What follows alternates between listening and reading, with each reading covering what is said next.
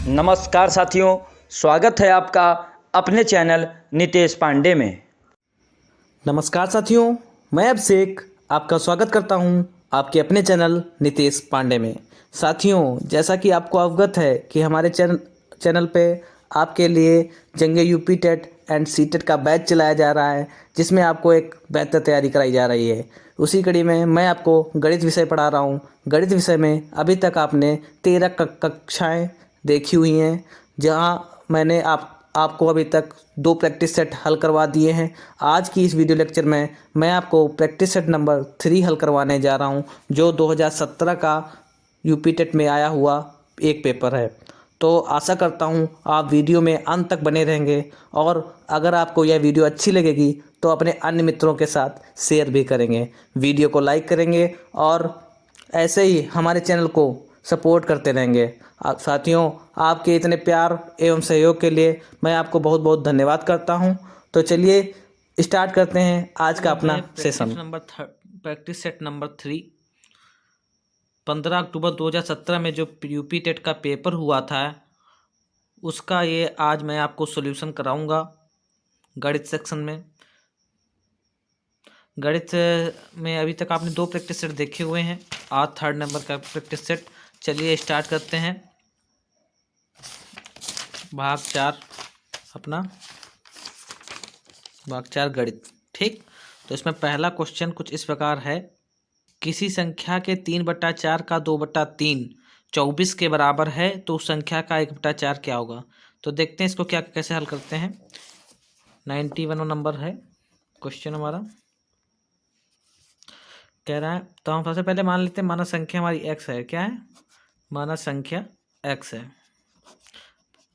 तो कह रहा है किसी संख्या के 3/4 का 2/3, यानी x का 3/4 ये हो गया, और इसका भी 2/3 जो है वो किसके बराबर है? 24 के बराबर है। तो वो संख्या ज्ञात करनी है, तो इसको सॉल्व कर लेंगे, हमारा आंसर आ जाएगा। 3 से 3 उड़ा दीजिए, 2 1 कम 2 2 नहीं 4। तो x बराबर क्या होगा? 2 की 24 से गुणा होगी 48। कितना हो जाएगा? 48। ये पूरी हमारी संख्या आ गई। ठीक, अब क्या क्वेश्चन में क्या पूछ रहा है? उस संख्या का 1/4 क्या होगा, यानी x/4 पूछ रहा है। तो x/4 48/4, 4 1 कम 4 4 दूनी 8। तो हमारा आंसर क्या आ गया? 12। तो यहाँ पे 12 पे टिक कर दीजिए। ठीक, तो ये आपका क्वेश्चन नंबर 1 हो गया। क्वेश्चन नंबर 2 देखते हैं। 7 + 2√10 का वर्गमूल क्या है? तो क्वेश्चन नंबर 92, 7 + 2√10 इसका वर्गमूल हमको पूछा है। इसको हम कैसे कर सकते हैं? इसको करने के लिए सर्वप्रथम इसको किस में तोड़ेंगे? 2 + 5 में तोड़ लीजिए, प्लस 2√10। ठीक, 2 किसका स्क्वायर है? √2 का स्क्वायर है। किसका? √2 का स्क्वायर है, प्लस ये किसका स्क्वायर है? √5 का स्क्वायर। ठीक, अब ये किसका स्क्वायर है? 2 गुणे 2 √2 गुणे √5। √2 गुणे √5 लिख देंगे तो रूट में 10 आ जाएगा। अब देखिए, ये a² + b² + 2ab, यानी ये a + b का फार्मूला बन गया, यानी ये हो गया √2 + √5 का होल स्क्वायर। ठीक, यानी 7 + 2√10 को हम क्या लिख सकते हैं? √2 + √5 का होल स्क्वायर लिख सकते हैं। अब इसका हमको वर्गमूल निकालना है, तो 7 + 2√10 का वर्गमूल निकालना है, तो इसको हम ऐसे लिख सकते हैं, √2 + इसके स्थान पे ये लिख दें, √5 का होल स्क्वायर। स्क्वायर से ये अंडर रूट कट जाएगा, तो इसका अंडर रूट क्या आ जाएगा? √2 + √5। ठीक, तो इसका आंसर कौन कौन सा हो जाएगा? हमारा question answer number 3rd, option number 3rd जो है इसका आंसर हो जाएगा। अगला क्वेश्चन देखते हैं। सांख्यिकी में प्रसरण का विश्लेषण नामक विधि का मुख्य श्रेय किस था? आर ए फिशर का, गाउस का, लाप्लास का, न्यूटन का। तो इसमें जो आंसर है वो लाप्लास जी ने कहा था। सांख्यिकी में प्रसरण का विश्लेषण नामक विधि का मुख्य श्रेय किसको जाता है? लाप्लास को। ठीक है, तो इस पर आप टिक लगा लीजिए। 94 क्वेश्चन देखते हैं। किसी संख्या के 60% का 3/5वां भाग 36 है, तो वह संख्या क्या है? तो मान लीजिए, वो संख्या हम क्या मान लेते हैं? माना संख्या क्या हो जाएगी? x। ठीक, क्या है? x संख्या मान लेते हैं। x जो है संख्या है। अब कह रहे हैं किसी संख्या का 60% का, यानी संख्या का 60% क्या एक्स गुणे 60/100 हो जाएगा। अब कह रहा है इसका 3/5वां भाग, यानी 3/5 ये कितना बराबर है, 36 के बराबर है। अब तो वह संख्या यानी एक्स की वैल्यू निकालनी है, तो हम निकाल लेते हैं भाई। कैसे निकालेंगे, 0 से 0 काट दें, ठीक। 6×3 18, 18 दूनी 36, ठीक। तो एक्स बराबर क्या होगा, 10×5 50 दूना 100। एक्स बराबर वो संख्या क्या हो जाएगी, 100 हो जाएगी। तो इसमें कौन सा आंसर सही हो जाएगा, आंसर नंबर 1 सही हो जाएगा।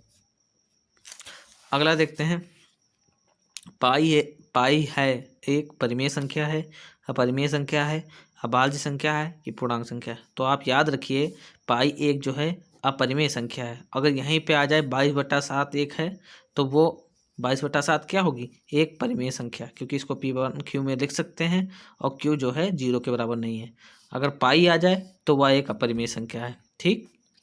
अगला क्वेश्चन देखते हैं, यदि a/3 बराबर b/4 बराबर c/7 हो तो a + b + c का मान क्या है। तो इसको सॉल्व करते हैं भाई। 96 नंबर क्वेश्चन, यदि a/3 बराबर b/4 बराबर c/7 है, तो हमको तो हमको क्या निकालना है, a + b + c/c का मान निकालना है। तो सबसे पहले क्या करेंगे, इसको किसी कांस्टेंट के बराबर मान लेंगे। मान लेते हैं k के बराबर है। तो हम जब इसको बराबर करेंगे तो a बराबर क्या आ जाएगा, a/3 को k के बराबर करेंगे तो a बराबर 3 k आ जाएगा। ऐसे इसको जब बराबर करेंगे तो b बराबर क्या आ गया, 4 k। जैसे ही जब इसको बराबर करेंगे इसके, तो c बराबर क्या आ जाएगा, 7 k। अब इसमें वैल्यू डाल देते हैं भाई, a + b + c में। a की वैल्यू क्या है, 3k + 4k + 7k अपॉन में c की वैल्यू क्या है, 7k, ठीक। इसी की वैल्यू हमको निकालना है, यानी के कॉमन लेके इधर ऊपर से के कॉमन मिल जाएगा और इधर नीचे से फिर कट जाएगा। या तो आप ले लीजिए 3 + 4 + 7 अपॉन में 7k, इस वाले के से ये कट जाएगा, यानी 4 3 7 7 14/7, 14/7 यानी 7 दूनी 14। कितनी वैल्यू आ गई, 2। तो इसका आंसर क्या हो जाएगा, इसका आंसर हो जाएगा 2, ठीक। अगला प्रश्न देखते हैं, 3 7 8 गुणे 2 3 6 गुणे 4 5 9 गुणे 312 के गुणनफल में इकाई अंक होगा। तो इसको कैसे करेंगे, इकाई अंक आपका पूरा चैप्टर पढ़ाया गया है। अगर आपने उस वीडियो को नहीं देखा है तो पहले आप उस वीडियो को देखिए। यूनिट ऑफ प्लेस का कोई भी सवाल उस वीडियो से बाहर नहीं जाएगा, मैंने सब पूरा बेसिक से कराया है।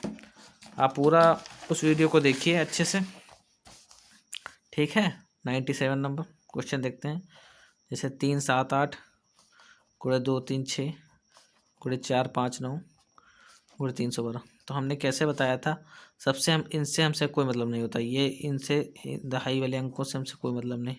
हमको मतलब है केवल इनसे 8 छंग 48 आया, इससे हमको कोई मतलब नहीं।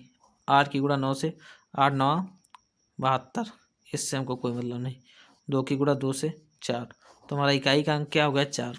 तो इसका आंसर क्या हो जाएगा, 4, ठीक। अगला क्वेश्चन देखते हैं, दो संख्याओं के महत्तम समापवर्तक लघुत्तम समावर्तक क्रमशः 12 तथा 72 हैं। यदि इन संख्याओं का योगफल 60 हो तो उनमें से एक संख्या होगी। तो इसको कैसे करेंगे, बहुत ही इंपॉर्टेंट क्वेश्चन है, देख लेते हैं। कह रहा है इन संख्याओं का योगफल है, तो पहली मान लेते हैं, माना पहली संख्या हम अगर x मान लेते हैं, तो दूसरी संख्या क्या हो जाएगी, 60 - x, क्योंकि दोनों संख्याओं का योगफल 60 है। तो पहले अगर x है तो दूसरी 60 में से वो संख्या घटा देंगे तो दूसरी संख्या वो प्राप्त हो जाएगी। अब चूंकि पहली संख्या, ये हमको फार्मूला पता है, पहली संख्या गुणे दूसरी संख्या बराबर LCM गुणे HCF होता है, ये आपको पता है। पहली संख्या x है, दूसरी 60 - x है। LCM हमको पता है 12 है, सॉरी LCM जो है 72 है और HCF कितना है, 12।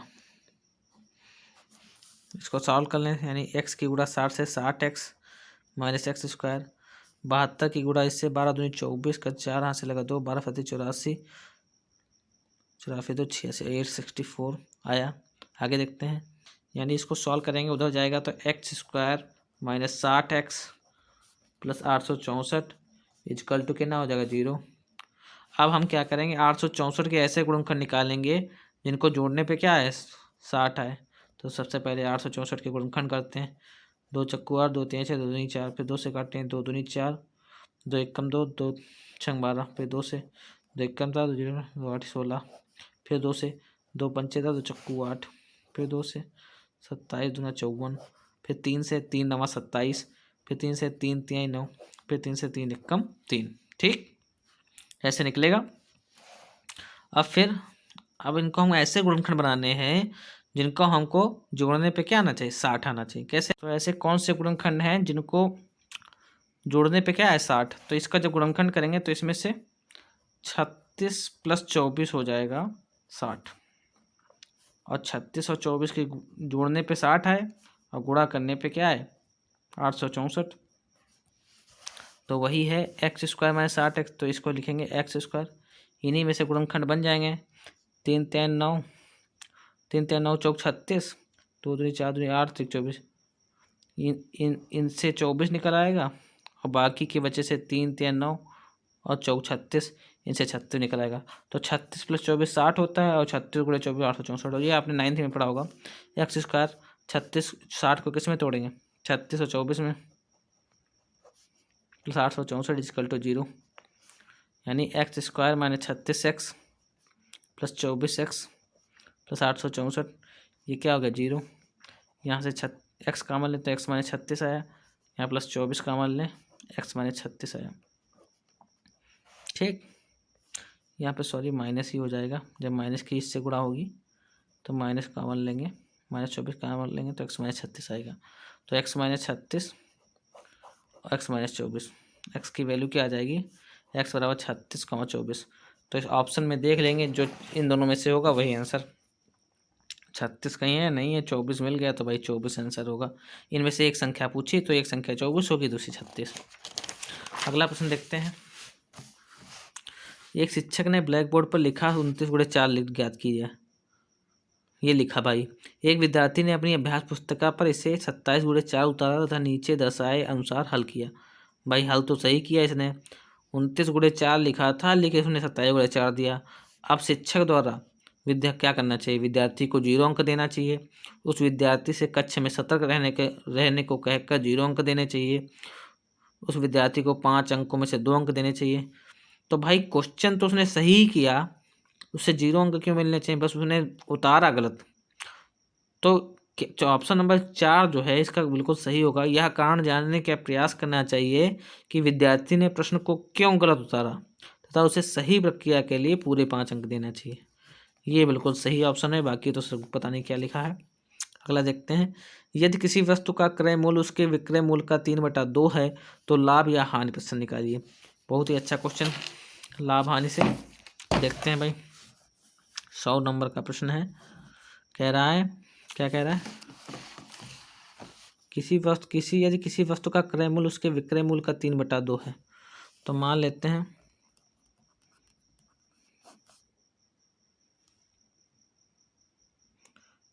यानी क्रय मूल्य उसके विक्रय मूल्य का 3/2 है। क्रय मूल्य यानी CP जो है 3/2 SP के बराबर है। तो यहाँ से CP अपॉन SP क्या आ जाएगा 3/2 आ जाएगा। अब देखिए सेलिंग प्राइस जो 2 है और कॉस्ट प्राइस 3 है, यानी खरीदा उसने 3 में बेचा 2 में। तो इसका मतलब क्या हुआ, उसको हानि हुई। तो हम प्रतिशत हानि निकालेंगे। इसमें हानि क्या होती, हानि होती है CP minus SP upon CP गुणे 100। ये होती है, मतलब क्रय मूल्य से ही घटाते हैं। कितना है 3 - 2 अपॉन 3 गुणे 100, यानी 1/3 गुणे 100, यानी 33 सही 1/3% की जो है उसको हानि होगी। तो इसका आंसर क्या हो जाएगा बेटा, ये लाभ नहीं, 33 सही 1/3 की हानि। ठीक, अगला प्रश्न देखते हैं। किसी कमरे की चारों दीवारों का कुल क्षेत्रफल 660 मीटर स्क्वायर है तथा लंबाई उसकी चौड़ाई की 2 गुनी है। यदि कमरे की ऊंचाई 11 मीटर है तो उसकी छत का क्षेत्रफल है। तो मतलब चारों दीवारों का क्षेत्रफल दे रखा है, लंबाई भी बता रखा है, उसकी चौड़ाई की 2 गुनी है और कमरे की ऊंचाई क्या है 11 है। तो उसकी छत का क्षेत्रफल निकालना है। तो कैसे निकालेंगे, इसका एक फार्मूला होता है, देखते हैं कैसे करते हैं इसको। तो सर्वप्रथम क्या दिया है, दिया क्या है, दिया है कमरे की दीवारों का कुल क्षेत्रफल, कुल क्षेत्रफल दे रखा है भाई, कितना दे रखा है, 600 मीटर स्क्वायर। ठीक, कमरे की ऊंचाई कितनी दे रखी है, कमरे की ऊंचाई दे रखी है जो हमारी h होती है वो दे रखी है 11 मीटर स्क्वायर, 11 मीटर सॉरी। अब देखें कमरे की लंबाई कितनी दे रखी है, कमरे की लंबाई जो है क्या होती है, L होती है। ये कितनी दे रखी है, 2 गुणे कमरे की ऊंची चौड़ाई, ये हमारी बता रखा है। ठीक, ये हमारे प्रश्न में दे रखा है, यानी L बराबर 2b, ये हमको दे रखा है। अब हमको एक फार्मूला पता है आपको, ये आप याद कर लीजिए। दीवारों का कुल क्षेत्रफल जो होता है क्या होता है, क्या होता है, 2 गुणे L प्लस बी गुणे H। ये आप फार्मूला याद कर लीजिए केवल। दीवारों का जो कुल क्षेत्रफल होता है 2 गुणे L प्लस बी गुणे H। ठीक, लंबाई प्लस चौड़ाई गुणे ऊंचाई। ठीक, तो ये हमको दे रखा 600, तो इसकी जगह 600 डालें, 2 गुणे L की जगह 2b डाल दो, 2b प्लस बी गुणे H। ठीक, यानी 600 बराबर 2 गुणे 3b गुणे H।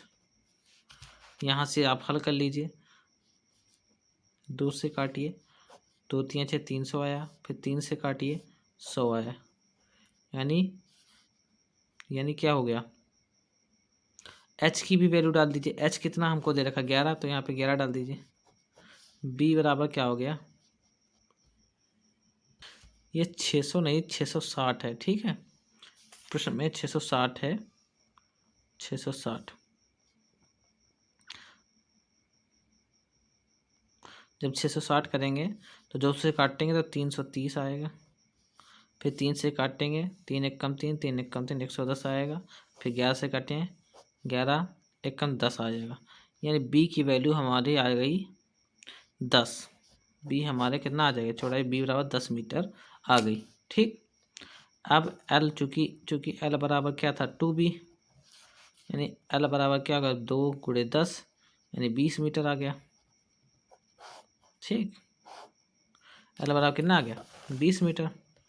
तो कमरे का क्षेत्रफल क्या होगा, कमरे की छत का क्षेत्रफल हो जाएगा,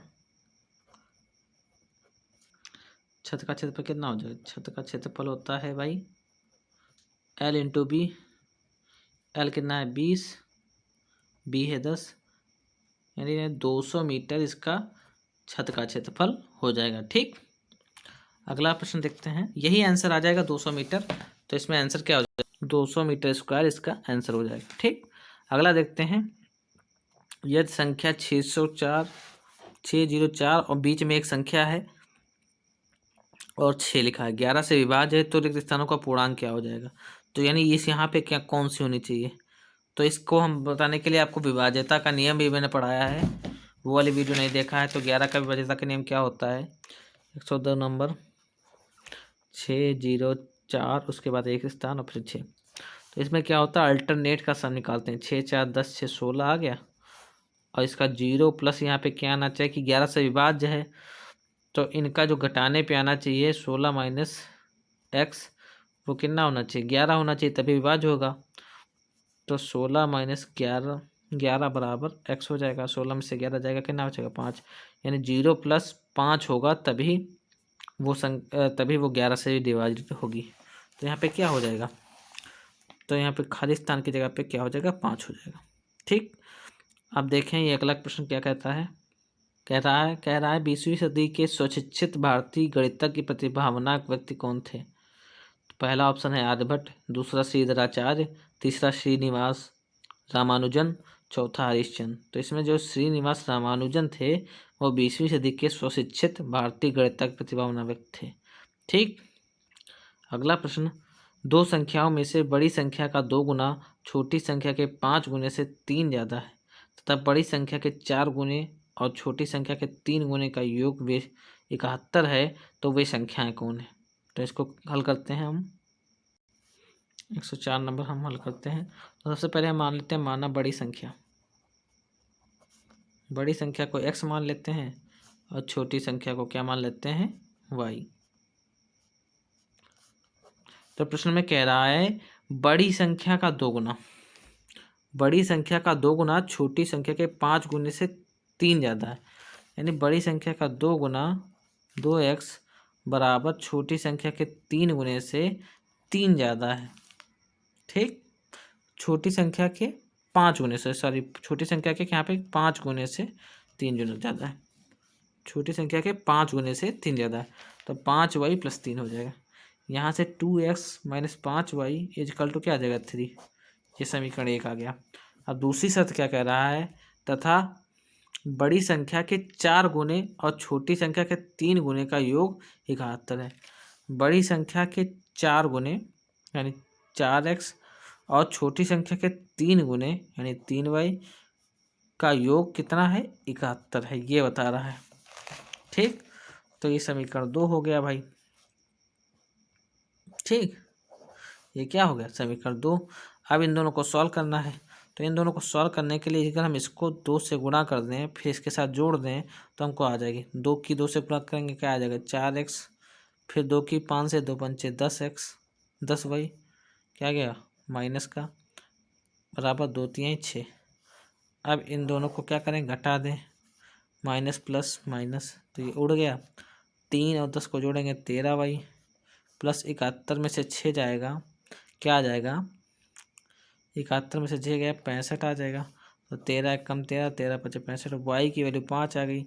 अब y की वैल्यू किसी भी एक समीकरण में डाल देंगे, x की वैल्यू आ जाएगी। फिलहाल एक संख्या हमको पता चल गई, y = 5, यानी छोटी संख्या 5 होगी। तो इसमें जो भी संख्या 5 का ऑप्शन होगा वही हम टिक कर देंगे। अब देख लीजिए किसी में 5 ऑप्शन नहीं, केवल थर्ड वाले में 5 ऑप्शन है, तो ये हमारी छोटी संख्या हो गई। ऑप्शन नंबर 3 सही हो गया। ठीक। अगला प्रश्न देखते हैं।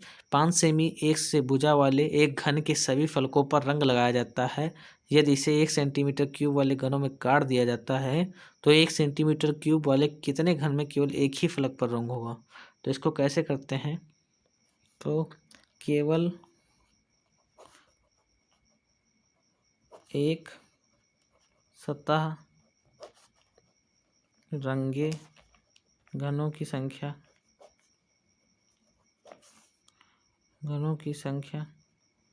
क्या हो जाएगी?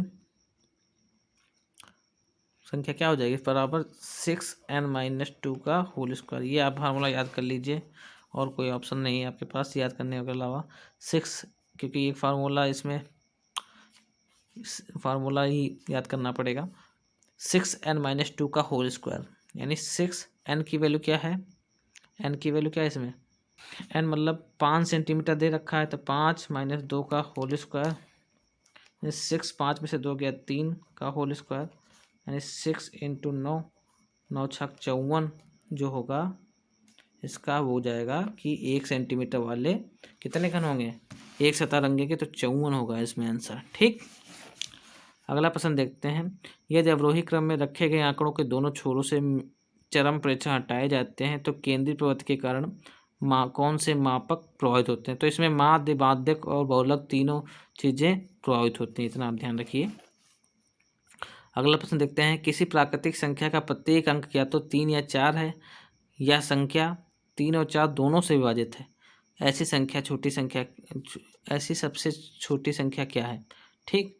तो हम करते हैं क्या है, इसमें या तो 3 3 के होंगे या तो सब 4 4 के होंगे। तो आपको देखना है, और दोनों कह रहा है 3 और 4 दोनों से विभाजित हैं। तो सबसे पहले हम ये वाली देखते हैं 3 3 3। ये 3 से तो सब विभाजित हो गया, 3 एकम 3 3 एकम 3 3 एकम 3 से विभाजित हो जाएगी भाई, 4 से नहीं विभाजित होगी क्योंकि यहाँ पे एक सम नहीं है, तो ये 4 से तो विभाजित नहीं होगी। ऐसे ही देखिए ये वाली संख्या, ये 4 से तो विभाजित हो जाएगी, लेकिन ये 3 से विभाजित नहीं होगी क्योंकि इनके अंकों का योग 3 से नहीं करता है। 4 4 8 4 12, नहीं, ये कट जाएगी 4, ये वाली जो है यही इसका आंसर हो जाएगा। ये 3 से भी कट जाएगी और 4 से भी कट जाएगी। 4 4 8 4 12, यानी ये 3 से भी कट जाएगी और 4 से तो कट ही रही। 4 एकम 4, 4 एकम 4, 4 एकम 4, तो इसका मतलब आंसर क्या होगा 444। और किसी को चेक करने की जरूरत ही नहीं हमको। अगला देखते हैं, पंचभुज के सभी अंतःकोणों का योग क्या होता है, ये आपको बताना है। तो इसको देखने के लिए 105, तो सबसे पहले कोई जो बहुभुज होता है, बहुभुज के अंतःकोणों का योग क्या होता है, ये आपको फार्मूला याद होना चाहिए। अंतःकोणों का योग, तो इसका एक फार्मूला होता है 2n-4 गुणे 180, 90। 180 अंश जब होता है जब इसमें से 2 कॉमन ले लें, 2 कॉमन लेने जाएंगे तो आंसर क्या आ जाएगा n-2 गुणे 180 बटा n। चाहे 2n-4 कर लें, चाहे n-2 गुणे 180। तो 2n-4 करेंगे तो गुणे में 90 अंश होगा अपॉन n। ठीक, तो n की जगह बहुभुज पंचभुज है तो n की जगह क्या डालेंगे 5 डालेंगे, यानी 2 गुणे 5 -4 अपॉन में 5, क्योंकि n बराबर 5 गुणे 90। 2 पंचे 10 में से 4 गया 6 बटा 5 गुणे 90। 5 से काटते हैं, 5 एकम 5, यहाँ कितना बचा, यहाँ बचा भाई 4, 5 8 40, 18 की गुणा 6 से करें, 18 पंचे 90, 18 6 108। तो ये जो होता है अंतःकोण का योग नहीं होता है, यह बहुभुज के प्रत्येक अंतःकोण का मान, कोण का मान, ये क्या होता है बहुभुज के प्रत्येक अंतःकोण का मान, यानी प्रत्येक कोण 108 अंश का होगा। और है क्या, पंचभुज है, चूँकि पंचभुज इसलिए पंचभुज है। पंचभुज में कितनी भुजाएं होती 5, तो कोण भी 5 हो गए। पंचभुज के सभी अंतःकोणों का योग क्या हो जाएगा, ये एक कोण का मान 108 आया, सभी अंतःकोण का मान, अंतःकोणों का योग कितना हो जाएगा 108 गुणे 5। ठीक, इसको जब करेंगे तो कितना आ जाएगा 540 अंश, इसका आंसर आ जाएगा। ठीक, तो इसका आंसर क्या हो जाएगा, इसका 540 अंश इसका आंसर हो जाएगा। ठीक, अगला प्रश्न देखते हैं। एक खंबे का 4/7 भाग कीचड़ में धंसा हुआ है। जब धंसे हुए का 1/3 भाग बाहर खींचा जाता है तो पाया जाता है कि 8 मीटर माप का खंबा अभी भी कीचड़ में है। खंबे की पूरी लंबाई क्या होगी, तो इसको देखते हैं कैसे करते हैं। बहुत ही अच्छा क्वेश्चन है, तो इसको सॉल्व करते हैं। 109 नंबर। तो सबसे पहले लेते हैं, माना खंबे की जो है पूरी लंबाई मान लेते हैं। माना खंबे की पूरी लंबाई को हम x मीटर मान लेते हैं। ठीक, अब कह रहा है 4/7 भाग उसमें कीचड़ में धंसा हुआ है, तो खंबे का कीचड़ में धंसा भाग कितना हो जाएगा,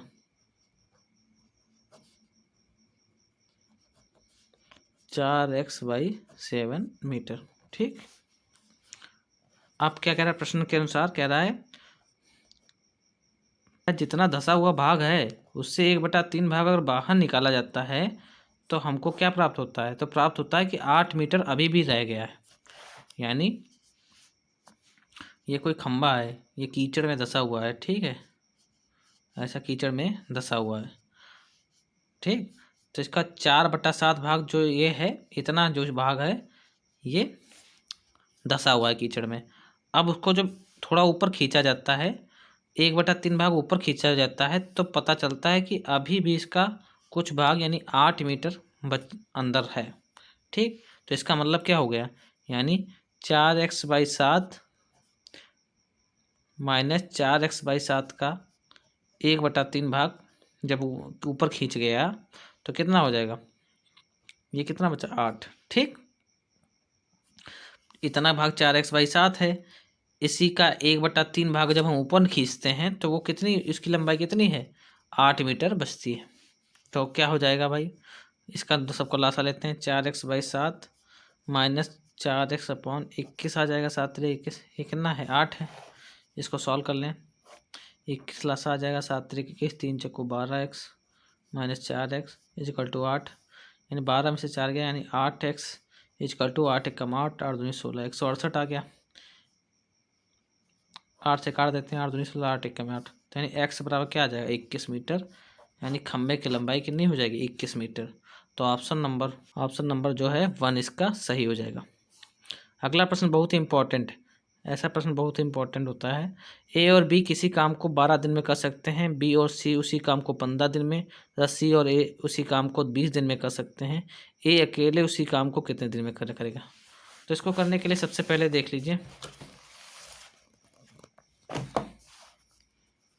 कौन सा नंबर है 110 नंबर, यानी देख लीजिए ए प्लस बी जो है किसी काम को कितने दिन में करते हैं 12 दिन में। यहाँ पे काम लिख लेते हैं,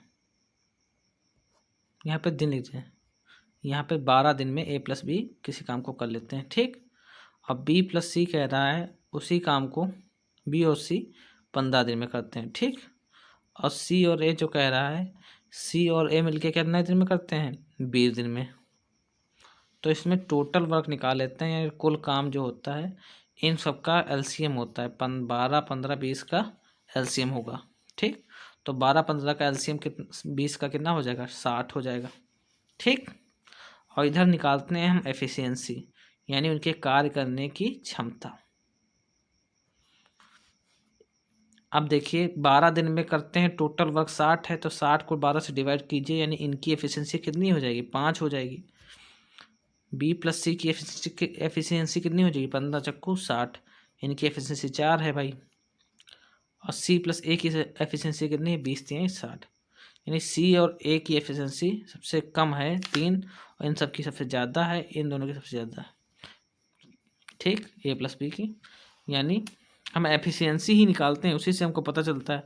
यानी 2a सबको जोड़ेंगे तो 2 बार ए है, 2 बार बी है, 2 बार सी है, यानी 2a + b + c, इन सबको जोड़ा तो कितना आ गया 5, 4, 9, 3, 12, इनकी एफिशिएंसी 2 से काटते हैं, 2 × 6 = 12, यानी a + b + c की वैल्यू कितनी आ गई 6।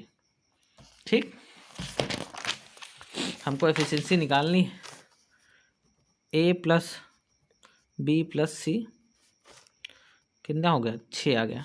अब हमको a + b की वैल्यू जो दे रखी है, हमको निकालना क्या है, हमको निकालना है भाई एक अकेले उसी काम को कितने दिन में पूरा करेगा, यानी हमको ए की एफिशिएंसी पता करनी है।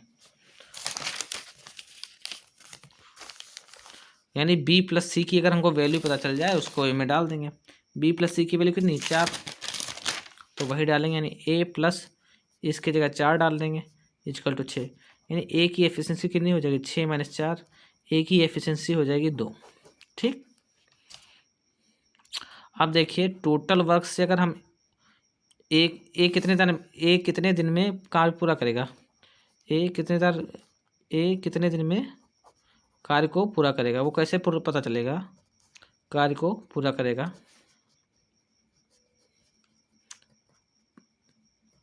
तो वो क्या होगा, अगर हम total work divide by A's efficiency, तो हमको ये पता चल जाएगा कि ये कितने दिन में कार्य करेगा। ठीक, तो टोटल वर्क कितना है 60 है, ए की एफिशिएंसी कितनी है 2, तो 2 की 30 कर देंगे तो आंसर कितना आ जाएगा 30। तो यानी ए जो है अकेले उस कार्य को 30 दिन में पूरा करेगा। ठीक, तो इसका ऑप्शन नंबर 3 सही हो जाएगा। अगला प्रश्न देखते हैं, त्रिभुज एबीसी की भुजाओं के मध्य बिंदु क्रमशः डी, ई और एफ हैं, निम्न में से कौन सा कथन सत्य है। अब देखिए डी, ई, एफ इसको मध्य बिंदु हैं इन सबके तीनों भुजाओं के, तो इसको मतलब कि समान समान क्षेत्रफल में बांट रहा है। तो एक तो ये निकल गया, 1, 2, 3, 4, 4 समान क्षेत्रफल वाले त्रिभुज में इसको बांट रहा है। तो कौन सा कथन सत्य है, त्रिभुज डी, ई, एफ का क्षेत्रफल बराबर त्रिभुज ए बी सी का, तो यानी डी, ई, एफ का क्षेत्रफल ए बी सी का ये इतना बड़ा ये इतना छोटा, ये तो गलती हो गया भाई। त्रिभुज DEF का क्षेत्रफल 1/2 त्रिभुज ABC का क्षेत्रफल 1/2 भी नहीं होगा क्योंकि 4 भागों में डिवाइड कर रहा है, तो इसका ऑप्शन नंबर 4 होगा। त्रिभुज DEF का क्षेत्रफल बराबर 1/4 त्रिभुज ABC का क्षेत्रफल। ठीक, अगला प्रश्न देखते हैं। ये दो संख्याओं का अंतर तथा गुणनफल क्रमशः 5 तथा 36 हों तो उनके व्युत्क्रमों का अंतर बताना है हमको, कितना होगा। ठीक, तो कई कैसे करते हैं ये देखते हैं। तो 12 नंबर वाला प्रश्न है, कह रहा है ये दो संख्याओं का अंतर तथा गुणनफल क्रमशः 5 तथा 36 हैं, यानी तो मान लेते हैं, माना बड़ी संख्या x है और छोटी संख्या हमको मान लिया हमने, छोटी संख्या y है। ठीक, अब कह रहा है उनके जो है अंकों का गुणनफल यानी xy जो है कितना दे रखा है, अंकों का गुणनफल 36 है और अंतर यानी बड़ी से छोटी घटाओगे x माइनस वाई, ये कितना है, ये 5 है। ठीक, अब कह रहा है उनके व्युत्क्रमों का अंतर यानी 1/y माइनस 1/x, ये पूछ रहा है। ये 1 आप कहेंगे 1/x पहले क्यों नहीं लिखा। अब जब भाई बड़ी संख्या x है तो इसका जैसे 1/2 है, ठीक, मान लेते हैं 2 है संख्या, 3, तो इसमें बड़ी क्या है 3, तो इसका जब व्युत्क्रम निकालेंगे तो 1/3 जो है और इसका व्युत्क्रम निकालेंगे वो 1/2 आएगा। तो 1/3 जो है 1/2 से छोटी हो जाएगी। जो संख्या बड़ी होती है उसका व्युत्क्रम जो होता है छोटा हो जाता है और जो संख्या छोटी होती है उसका व्युत्क्रम बड़ा हो जाता है। तो जब हम व्युत्क्रम निकालेंगे तो 1/y माइनस 1/x निकालेंगे। ठीक है, इन दोनों का लासा क्या हो जाएगा, एक्स वाई काटते हैं तो क्या हो जाएगा, x माइनस x कटा तो y आ जाएगा। x माइनस वाई की वैल्यू हमको 5 दे रखी है और एक्स वाई की वैल्यू 36, तो आंसर हमारा क्या आ जाएगा, 5/36। ठीक, अगला क्वेश्चन देखते हैं। ये किसी 2 अंकी संख्या के अंकों का गुणनफल 6 है, उस संख्या में से 9 जोड़ने से प्राप्त संख्या में अंकों का स्थान बदल जाते हैं, तो वह संख्या ज्ञात कीजिए। बहुत ही अच्छा प्रश्न है, देखते हैं। 113 नंबर कह रहा है किसी 2 अंकी संख्या के अंकों का गुणनफल, यहाँ लेते हैं माना इकाई का अंक हम y मान लेते हैं और दहाई का अंक हम मान लेते हैं x। ठीक, तो संख्या क्या हो जाएगी, संख्या हो जाएगी 10x प्लस वाई, दहाई में 10 से गुणा हो जाती है, प्लस इकाई का अंक क्या हो जाएगा 10x प्लस वाई हो जाएगा। अब क्या कह रहा है प्रश्न में, किसी 2 अंकी संख्या के अंकों का गुणनफल 6 है, उस संख्या में 9 जोड़ने से, यानी इसमें हम अगर 9 जोड़ दें 10x प्लस वाई प्लस 9 अगर जोड़ दें तो कह रहा है जोड़ने से प्राप्त संख्या में अंकों के स्थान बदल जाते हैं, यानी संख्या क्या हो जाएगी, स्थान बदल जाएंगे, जो यानी कि जो इकाई था वो दहाई हो जाएगा, जो दहाई था वो इकाई हो जाएगा, यानी 10y प्लस x हो जाएगा। अब इसको सॉल्व कर लेते हैं भाई, आंसर आ जाएगा, यानी 10x, ये x इधर ले आए तो minus x plus y minus 10y इधर ले आए और ये इसको उधर ले जाए, क्या तो लिखा रहने इधर ही प्लस 9 इजिकल टू क्या हो जाएगा जब 0। 10x में से एक x जाएगा, कितना बचेगा, 9x बचेगा। इधर 10y में से एक y जाएगा, 9y बचेगा माइनस का, 9x minus 9y plus 1 plus 9 equal to कितना हो जाए 0, क्योंकि यहाँ पे 9 है ना, 9 कॉमन ले लेते हैं, यानी x minus y plus 1 equal to कितना होगा 0। 9 यहाँ पे 0 से डिवाइड होगा 0 हो जाएगा, यानी x minus y plus 1 equal to 0 आ गया। ठीक, अब क्या करते हैं हम लोग, अब क्योंकि एक्स वाई जो हमको दे रखा है, कितना दे रखा है 6, यानी x की वैल्यू निकाल लें, यानी 6/y आ जाएगा। x की का 6/y डालिए, minus y plus 1 equal to 0, 6 minus y square plus y upon y बराबर 0। कैसे हो गया, वाई लासा ले लिया, वाई एक कम वाई, 1 की 6 से गुणा 6 माइनस 1 वाई की गुणा वाई से वाई स्क्वायर प्लस 1 की गुणा वाई से वाई की गुणा 1 से वाई आ गया।